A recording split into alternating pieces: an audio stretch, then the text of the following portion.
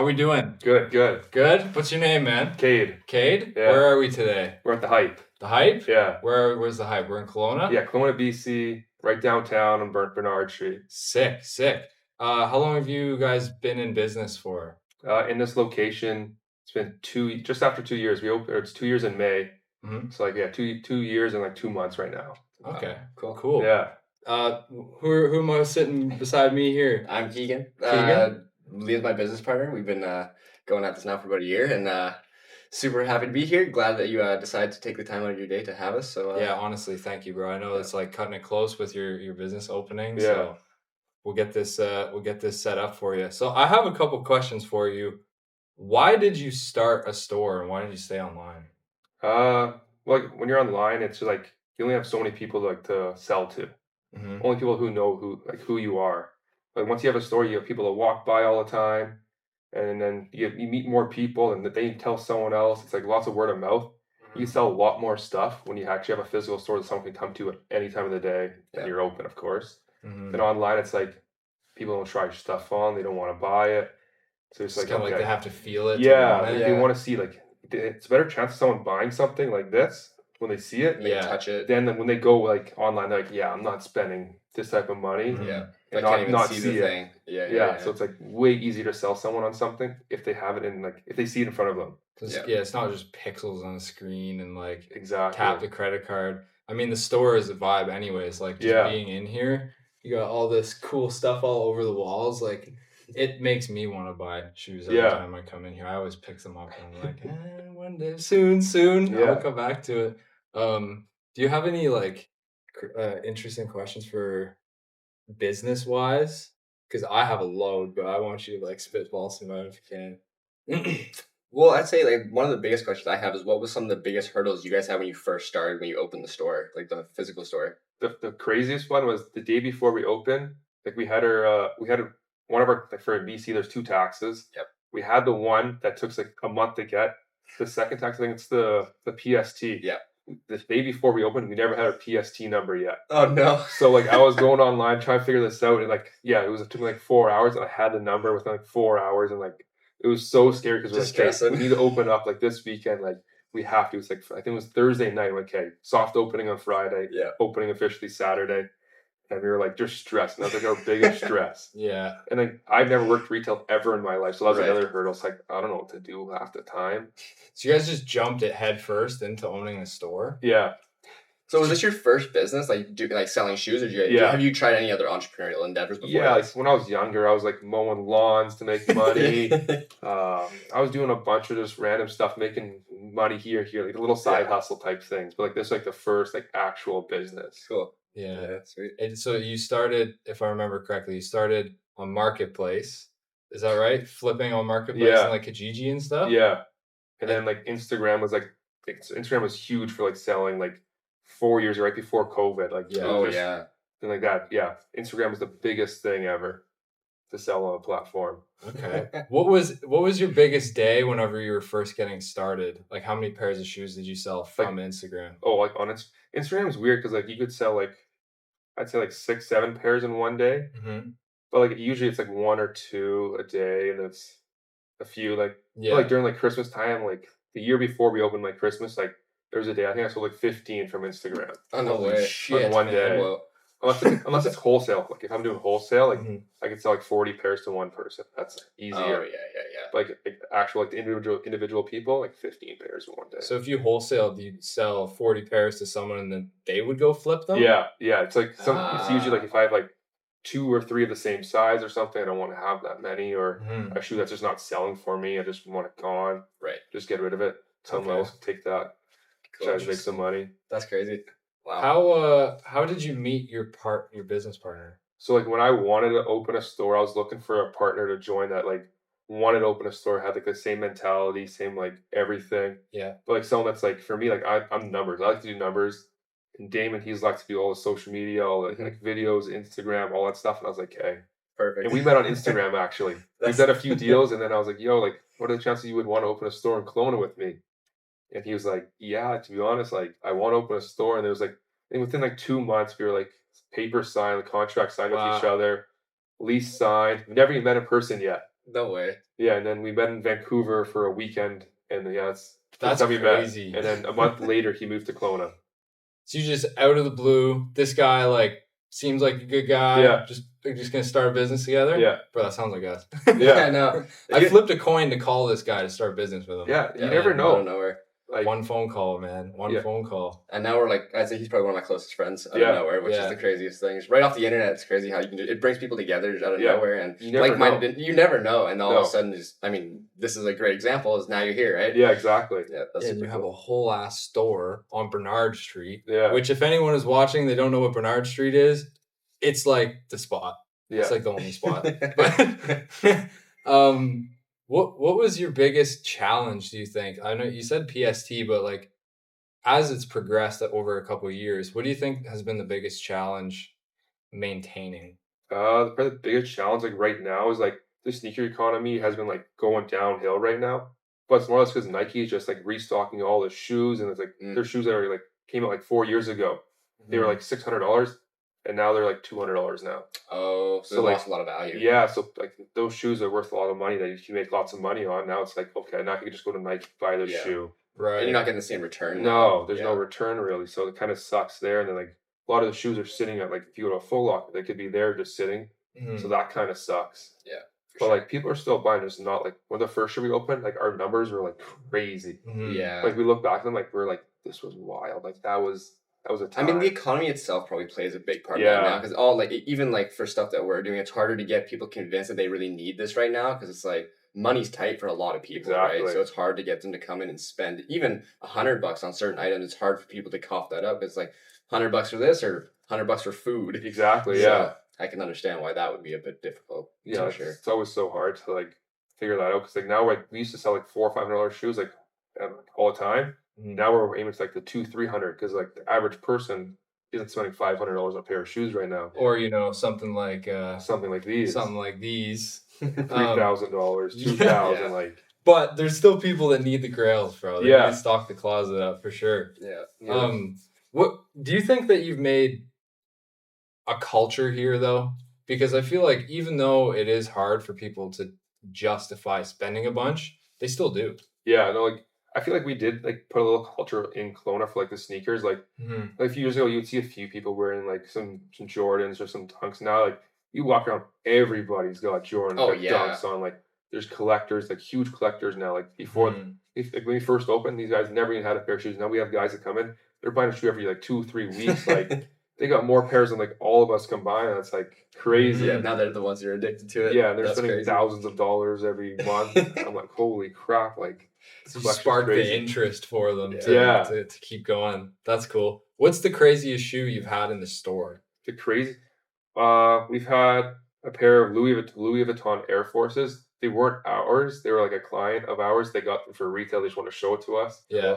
So those are around like $8,000. Like retail? Yeah, no, like resell. What they resell. The retail from Louis Vuitton was like $2,500, but they sell for like $8,000 in the secondary market. That's still nuts, Yeah. dude. Yeah. Holy. That's crazy. It's wild. I know. 8K. So did he consign them here then? No, he was just wanted to Just show it show to them? us. He's Yeah, like, yeah, I'm yeah. taking them home. Okay. It was actually a female, actually. Oh, no Okay. way. Yeah. Wow. But That's wild. I know Ethan, our manager, he's trying to close a deal, or it didn't go through. But he had a deal lined up for 2 shoes for $47,000.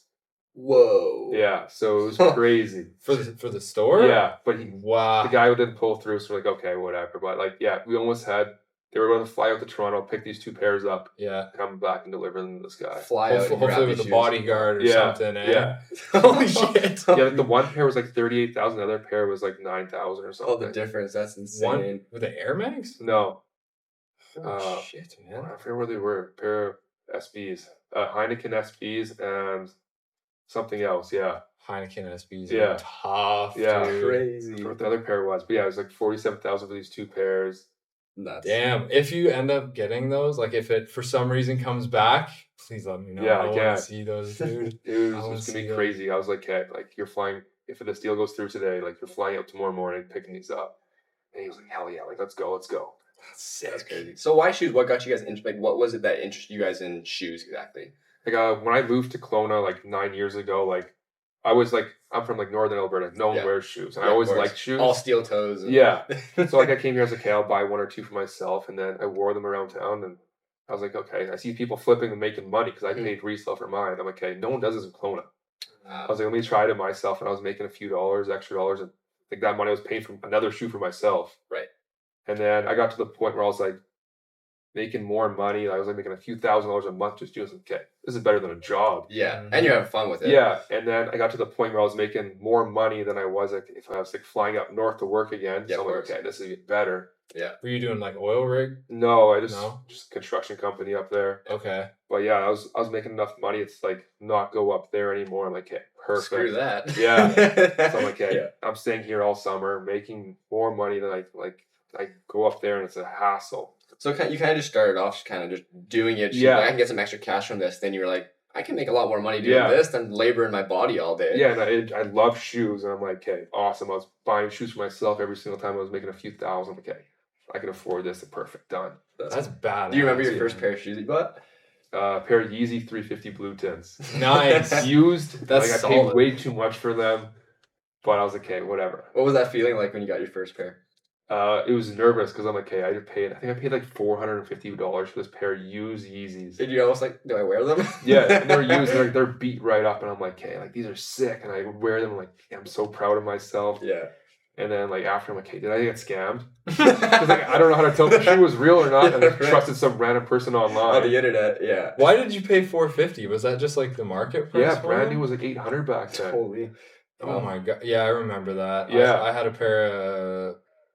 I don't know, the red. They're not breads, not like the all black ones. The ones with like the red stripe on them. Like the core red. Yeah, or whatever, the core. Yeah, those were dumb expensive. Yeah, and I beat the piss out of them, man. Like they didn't look like Yeezys after. Yeah, and after that, I was like, I'm gonna stick to like the Nike. Like I told you, the Nike custom dunks and like Air Forces. But yeah, I think I'm gonna have to get some to show out here soon. Yeah. And I had a couple watching, like those ones right there, those red and blue. Yeah, those are clean. They're sweet. Yeah, what are those ones called? Fearless. Fearless. That's Chicago to UNC. Yeah, those are clean. Those are dope. They're sweet. So what's next for Hype? Like you guys have solidified yourself here. Yeah. There's not much competition by the sounds of it. No, not anymore. What do you think? What do you think is next for you guys? Do you want to commercialize it? Do you want to turn it into a franchise? Do you want to have your own clothes? Like, what do you guys think? Next? For us right now, we're kind of just staying in a spot like the economy right now. We're just like kind of waiting it out. Yeah. Mm-hmm. We want to open a second, third store like everyone else does. Mm-hmm. We're kind of just waiting it out right now because like the economy is like kind of weird. Yeah. We're trying to start our own clothing stuff. Mm-hmm. So like that's going to help us out. And then online, we're trying to push online a lot right now. Mm-hmm. Because it's way cheaper than opening another store. Like, yeah, of course. Another store is just a lot more. And once you build an online store, it's built. Yeah. It does its thing, right? Yeah. It does its thing. So you don't got to worry about that. So if anyone is watching this and you're looking for some badass shoes, Hype Online is coming soon. Yeah. Or do you guys have a store yet online? Or yeah, we do. Okay. Yeah, that's sick. I'll plug it in this video for sure. Should we do a discount code? Yeah, but I think we should. Okay, let's do a discount code. We'll like drop it in the link or something. Okay. We could do it for like the first like month or something. Cool. Okay. We can do that, yeah. Have you ever thought of this is completely off script, but have you ever thought of like subscription models for like being a part? Do you know Trico? No, I don't think so. Trico is like you join waitlists and they text codes to people. Okay. To join and the codes are valid for like 45 minutes and they do drops like once a month. Oh, that's smart. So you have to be on their text list, and whenever they mass out 100,000 codes, and there's 10,000 that work. Because once they're 10,000, it's done. Oh, damn. So like they do super limited like that, and they sell out every single time. Is that something you'd be like? Do you think about it, or do you want it to be just fully open? More like fully open, because like there's like another subscription, like you pay like $100 a month, and they do like a drop every week, and it's like 50 pairs of shoes. Like you'll get like a pair of Travis, it's like $200. Oh wow! But everyone that we've known that done that, they went bankrupt. Yeah, really? You're not making your money back off the shoes. Yeah, because like so many people do subscriptions, and then no one wants it anymore because they pay $100 and they get nothing. Yeah. Right. So there's like 1,000 people paying $100 and there's only 10 pairs of shoes for $200. Yeah. Fair. So they pay $100 a month and then they just start. They just drop like shoes for like these. Like we sell for $1,000 almost. Yeah. They drop it on the website for like $200. Yeah, you're not making any return on that. Yeah. So people just get mad because they're like, I paid $100, I got nothing. Yeah. There's only 10 shoes available for 100 people. Yeah. Oh. Yeah. Okay. Yeah, that's fair. Because all of a sudden you're pissing a bunch of people off because they're paying but they're not getting anything. Yeah. Yeah, that's not good. Yeah. So people just get pissed after that, and people do chargebacks. Like you don't want to deal with that. Oh yeah, that's even.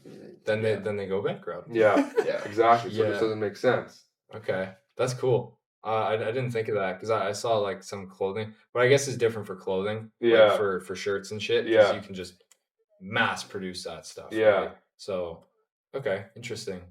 And then I think the last question I had is, do you have any advice for someone, or what would you tell someone who's just starting flipping now because it's completely different from when you started? What would you say to that person who's like, you know what, I love sneakers, same thing as you. I want to get out of my job. I want to like do something I love. What would you tell them?